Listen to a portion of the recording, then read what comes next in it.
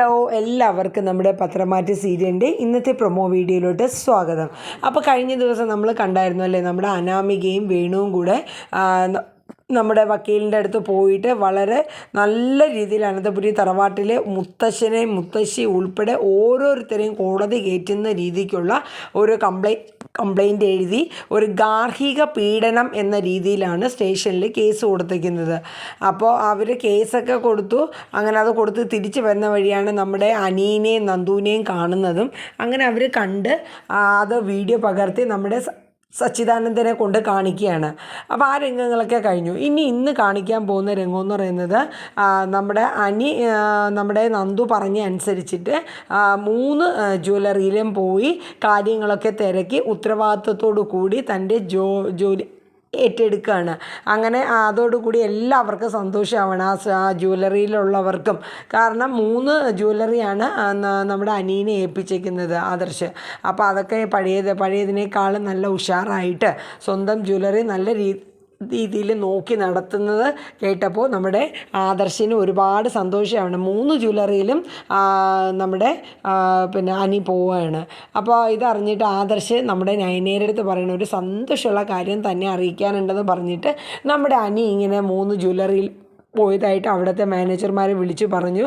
എന്തായാലും നമ്മുടെ അനിക്ക് നല്ല മാറ്റമായിട്ടുണ്ട് നയനയെന്ന് പറയുന്നു. അപ്പോൾ നയന പറയുന്നുണ്ട് ചിലപ്പോൾ നന്ദുവിൻ്റെ കല്യാണം ഇനി ആ സച്ചിദാനന്ദനുമായിട്ട് നടക്കും എന്നുള്ളതൊക്കെ അവന് ബോധ്യമായി ആയിരിക്കാം അവൻ ചിലപ്പോൾ ഉത്തരവാദിത്വങ്ങളൊക്കെ ഏറ്റെടുക്കാൻ തുടങ്ങിയെന്നുള്ള സന്തോഷത്തോടെ ഇരിക്കുകയാണ്.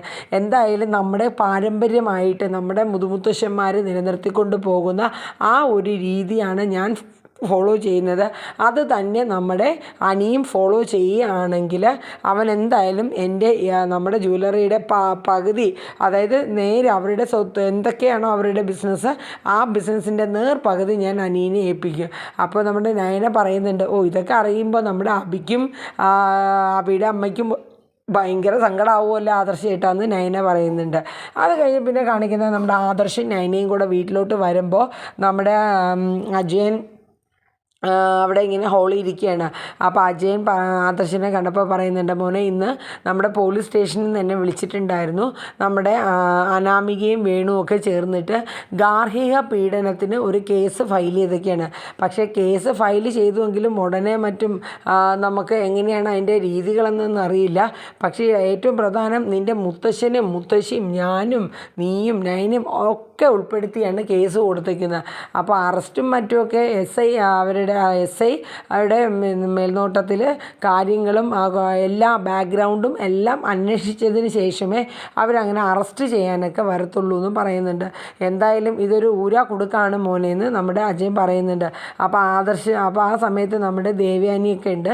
ദേവയാനിയും പറയുന്നുണ്ട്, എന്തായാലും ഇത് നിസ്സാരമാക്കി തള്ളിക്കളയേണ്ട കേസല്ല. അത് അച്ഛൻ ചെന്നിട്ട് വേണുവിനെ തല്ലിയത് ആണ് ഇത്രയും പ്രശ്നമായെന്നാണ് പറയുന്നത്. അപ്പോൾ അജയൻ പറയുന്നത്, എന്തായാലും അനീനെ ഒന്ന് വിളിക്കട്ടെ എന്ന് പറഞ്ഞിട്ട് അജയൻ അനീനെ വിളിക്കുകയാണ്. അപ്പോൾ ആ സമയത്ത് നമ്മുടെ അനിയും നന്ദുവും കൂടെ അവരെ തിരക്കില്ലാത്ത സമയം നോക്കി രണ്ടുപേരും കൂടെ പതുക്കെ ഒന്ന് ചുറ്റിക്കറങ്ങാനൊക്കെ പോയിക്കുകയാണ്. അപ്പോൾ ആ സമയത്ത് രണ്ടുപേരും ഇങ്ങനെ നിന്ന് സംസാരിച്ചുകൊണ്ടിരുന്ന ആളൊഴിഞ്ഞൊരു സ്ഥലത്ത് നിന്ന് സംസാരിച്ചുകൊണ്ടിരിക്കുന്നത് നന്ദുവും അനിയും കൂടെ. അപ്പോൾ നന്ദു പറയുന്നുണ്ട്, എന്തായാലും എൻ്റെ തിരക്ക് ഞാൻ നിനക്ക് വേണ്ടിയിട്ട് മാറ്റി വെച്ചിട്ട് ഇതേ വന്നിട്ടുണ്ട്. ഇനി നിൻ്റെ ഉത്തരവാദിത്വങ്ങളൊക്കെ നീ നന്നായിട്ട് നോക്കി നടത്തിക്കണം കേട്ടോ എന്ന് അനിയുടെ അടുത്ത് പറയുകയാണ്. അതൊക്കെ ഞാൻ നടത്തിക്കോളും, നിൻ്റെ മോട്ടിവേഷൻ എനിക്ക് വളരെ പ്രയോജനപ്പെട്ടിട്ടുണ്ട് കേട്ടോ നന്ദു എന്ന് അനി പറയുന്നുണ്ട്. അപ്പോൾ നമ്മുടെ നന്ദു പറയണേ, ഇന്നലെ നമ്മുടെ ഈ കറക്കമൊന്നും അറിയാണ്ട് നയനേച്ചി എന്നെ വിളിച്ചേക്കുക, എടി അനിക്ക് നല്ല മാറ്റമുണ്ട്, ഇനി നീ ആയിട്ട് അനീനെ മാറ്റാനായിട്ട് നിൽക്കരുത്, നീ നിൻ്റെ കാര്യം നോക്കി പൊക്കോണം എന്നൊക്കെ പറഞ്ഞ് എന്നെ വിളിച്ചേക്കുക. എൻ്റെ മോട്ടിവേഷൻ കൊണ്ടാണ് നീ മാറിയെന്നുള്ളത് അവർക്കൊന്നും അറിയില്ലല്ലോ എന്ന് നന്ദു അനിയുടെ അടുത്ത് പറയുകയാണ്. അപ്പോൾ എന്തായാലും അവർ കുറേ കാര്യങ്ങൾ പറഞ്ഞുകൊണ്ടിരിക്കുന്ന സമയത്താണ് വല്യച്ഛൻ വിളിക്കുന്നത്. അപ്പോൾ അനി പെട്ടെന്ന് കോൾ എടുക്കണം, എന്താ വല്യച്ഛന്ന് ചോദിക്കുന്നുണ്ട്. അപ്പോൾ പറയുന്നുണ്ട്, മോനെ ഇന്നതുപോലെ നീ അത്യാവശ്യമായിട്ടൊന്ന് തറവാട്ടിൽ വരണം, വേഗം വരാൻ പറയുന്നുണ്ട്. ഞാൻ ഇപ്പോൾ തന്നെ എത്താമെന്ന് പറയുന്നുണ്ട്. അങ്ങനെ അവരപ്പോൾ തന്നെ അവിടെ നിന്ന് പോവാണ്. അങ്ങനെ പോയി അനി വീട്ടിലെത്തി കഴിഞ്ഞപ്പോൾ നമ്മുടെ ആദർശും അജയനും എല്ലാവരും ഉണ്ടായിരുന്നു. അപ്പോൾ അവർ പറയുന്നുണ്ട്, മോനെ ഇന്നതുപോലെ ഒരു ഗാർഹിക പീഡനമെന്ന് പറഞ്ഞ് അടുത്ത കേസ് ഫയൽ ചെയ്തൊക്കെയാണ്. അപ്പം നമ്മുടെ അനി പറയുന്നുണ്ട്, എന്തൊക്കെയാണെങ്കിലും നിങ്ങൾ നിങ്ങൾ ആരെയും ഞാൻ ജയിലിൽ കയറ്റാൻ സമ്മതിക്കില്ല. അപ്പോൾ അജയൻ പറഞ്ഞു, മോനെ ഇപ്രാവശ്യം മുത്തശ്ശനെയും മുത്തശ്ശിയും ഒക്കെ ഉൾപ്പെടുത്തിയിട്ടാണ് കേസ് കൊടുത്തേക്കുന്നത്, അതുകൊണ്ട് എല്ലാവരും കയറി ഇറങ്ങേണ്ടി വരും.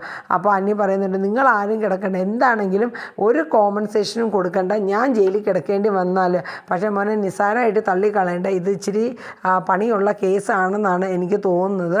എന്തായാലും നമ്മൾ അവരെ മുമ്പിൽ തല കുനിക്കാനായിട്ട് പോകുന്നില്ല. അപ്പോൾ അനി പറയുന്നുണ്ട്, പണ്ട് നന്ദുവും ടീമുകളും ചേർന്നിട്ട് ഇവരെ വീട് കയറി അടിച്ച് ആക്രമിച്ചൊരു ഇതുണ്ട്, അതുപോലെ വീട്ടിൽ കയറി അങ്ങോട്ട് കൊടുത്താലോ. അപ്പോൾ നയന പറയുന്നുണ്ട്, നീ ആവശ്യമില്ലാത്ത ഒരു കേസിനും പോകണ്ട, എല്ലാം ഇപ്പോൾ ക്യാമറയിൽ പതിപ്പിച്ച് അത് കോടതിയിൽ അവർ സബ്മിറ്റ് ചെയ്യും, അങ്ങനെ ചെയ്താൽ പിന്നെ നമുക്ക് ഇരട്ടി പണിയാണ്, അതുകൊണ്ട് ആവശ്യമില്ലാത്തതിനൊന്നും പോവില്ല അനിയെന്ന് നയന പേടിച്ച് പറയുകയാണ്. അപ്പോൾ നമ്മുടെ ദേവയാനി പറയുന്നുണ്ട്, അച്ഛന് ഇതിനെക്കുറിച്ചൊക്കെ അറിഞ്ഞിട്ടുണ്ട്, പക്ഷേ അച്ഛന് എന്നാലും അതിൻ്റെ ഒരു ടെൻഷനൊന്നും അച്ഛൻ മുഖത്ത് പ്രകടിപ്പിക്കുന്നില്ല. പിന്നെ അമ്മയുടെയും കൂടെ പേര്, അതായത് അവരുടെ അനിയുടെയൊക്കെ മുത്തശ്ശീനെയും കൂടെ ചേർത്തതാണ് അച്ഛന് ചെറിയൊരു ബുദ്ധിമുട്ടുണ്ട് എന്ന് തോന്നുന്നുണ്ട്. അപ്പോൾ ആദർശ് പറയുന്നുണ്ട്, എന്തൊക്കെയാണെങ്കിലും മുത്തശ്ശൻ എടുത്ത നിലപാട് തന്നെയാണ് ശരി, ഇങ്ങനെയുള്ള ഉമ്മാർക്ക് ഒരു രൂപ പോലും കൊടുക്കണ്ട. എന്നിട്ട് ആദർശ് അച്ഛനോട് പറയുന്നുണ്ട്, അച്ഛാ ഈ നമ്മൾ കേസിന് പോയി കേസ് നടത്തിയിരുന്നാലും നമ്മൾ ആവശ്യപ്പെട്ട കോമ്പൻസേഷൻ്റെ ഒരു 4/1 പോലും ആവുന്നില്ല, പിന്നെ നമുക്ക് കേസായിട്ട് പോയാൽ പോരെ, നമ്മളെന്തായാലും കേസായിട്ട് തന്നെ പോവാം, നമുക്ക് എന്തായാലും വരുന്നിടത്ത് വെച്ച് കാണാം. അപ്പോൾ ആദർശ് പറയുന്നുണ്ട്, ഇനിയിപ്പോൾ ഈ അടുത്തൊരു നാട്ടിൽ പറയാനൊരു കേസായി, അനന്തപുരി തറവാട്ട് ഗാർഹിക പീഡനം നടത്തിയെന്ന് പറഞ്ഞ് ചാനലുകാർക്ക് അടുത്തൊരു കേസും കൂടെ കൊടുക്കാമല്ലോ. കാര്യം എന്ന് വെച്ചാൽ ആൾക്കാരിങ്ങനെ നോക്കിയിരിക്കുകയാണല്ലോ, എന്താണ് പത്രത്തിലിടാൻ കിട്ടുക എന്നൊക്കെ പറഞ്ഞ് ഇങ്ങനെ ഇരിക്കുകയാണല്ലോ. അത് ഈ ചീറ പത്രങ്ങളെ പോലെയുള്ള കേസും അല്ലെങ്കിൽ ചാനലുകളുമാണ് ഇതുപോലെയുള്ള കേസുകൾ കൊടുക്കുന്നത്. അപ്പോൾ നമ്മുടെ ദേവയാനി പറഞ്ഞു, അതെന്തായാലും ഉറപ്പാണ്, കാരണം കഴിഞ്ഞ പ്രാവശ്യം ചാനലുകാർ വന്നപ്പോൾ ഇവിടെ അച്ഛനാണെങ്കിലും, അതായത് മൂർത്തി ആണെങ്കിലും പിന്നെ അച്ഛൻ അവരുടെ അടുത്ത് മോശമായിട്ടാണ് സംസാരിച്ചത്, അതുകൊണ്ട് ആ ഒരു ദേഷ്യം കൂടെ ചാനലുകാരും കൂടെ പ്രകടിപ്പിക്കുമെന്ന് നമ്മുടെ ദേവയാനി പറയുന്നുണ്ട്. അപ്പോൾ അവർ ഈ സമയത്ത് എല്ലാം ചർച്ച ചെയ്തിട്ട് എന്തായാലും ഒരു വക്കീലിനെ പോയി കാണണമെന്നും പറഞ്ഞ് അജയനും ജയനും കൂടെ പോവാണ്. ഈ സമയത്ത് നമ്മുടെ അനാമികയും വേണു അനാമികയുടെ അമ്മയും കൂടെ ചേർന്ന് ചർച്ച നടത്തുകയാണ്. എന്തായാലും നമ്മൾ കേസുമായിട്ട് മുന്നോട്ട് പോകാം. ഈ വക്കീൽ എങ്ങനെയാണെന്ന് വെച്ചാൽ നമ്മളിപ്പോൾ ഇനിയിപ്പോൾ കേസ് മുന്നോട്ട് പോയി ആ മുത്തശ്ശി ഉൾപ്പെടെ കേസ്, മുത്തശ്ശനും മൂർത്തിയുടെ വൈഫും എല്ലാവരും കയറുന്നുണ്ടല്ലോ, പക്ഷെ നമ്മളിതിലൊക്കെ പോയാൽ നമുക്ക് വല്ല ഗുണം ഉണ്ടാവുമോ എന്നുള്ളതാണ് എനിക്ക് സംശയം. അപ്പോൾ നമ്മുടെ അനാമികയുടെ അമ്മ പറയുന്നുണ്ട്, ഇനി നമ്മൾ കേസിന് പോയി നമുക്ക് 1 രൂപ ഇട്ട് തരയില്ല, കണക്ക് കൂട്ടിയിരിക്കലും മാത്രമേ ഉള്ളൂ.